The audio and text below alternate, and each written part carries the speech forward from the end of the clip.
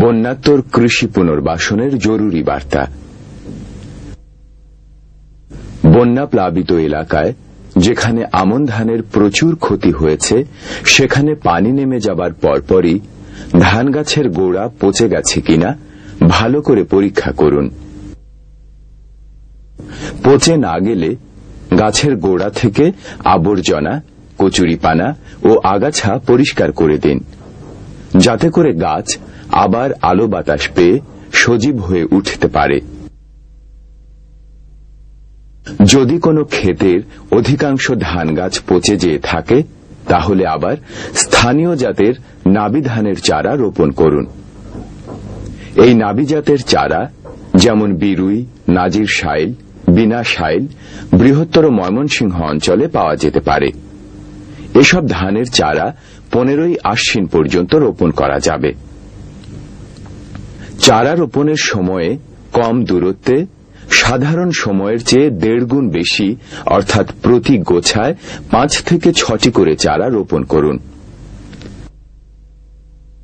যে সমস্ত এলাকায় আমন ধান নষ্ট হয়ে গেছে এবং নাবি জাতের আমন রোপণ সম্ভব নয় সেসব এলাকায় স্থানীয় জাতের আলু যেমন পাকড়ি, লাল পাকড়ি ও আউশা জাতের আলু বপন করুন। এছাড়া ট্রু পটেটো জাতের আলু বীজ বপন করা যেতে পারে। বগুড়া এবং রংপুর অঞ্চলে এসব জাতের আলু বীজ পাওয়া যায়। এই আলু আশ্বিন মাস থেকে বপন করা যায় এবং 60 দিনের মধ্যে ফসল পাওয়া যায়। নাবি ধান এবং আলু লাগানো সম্ভব না হলে ভেজা মাটিতে বিনা চাষে কান্তি জাতের মুগ, বাড়ি মাসকলাই অথবা স্থানীয় জাতের মাসকলাই ছিটিয়ে বপন করুন।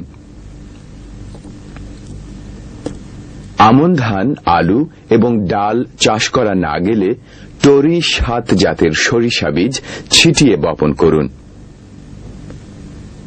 গোখাদ্য সরবরাহের লক্ষ্যে রাস্তার ও বেড়ি বাঁধের ঢালে মাসকলাইয়ের বীজ ছিটিয়ে বপন করুন।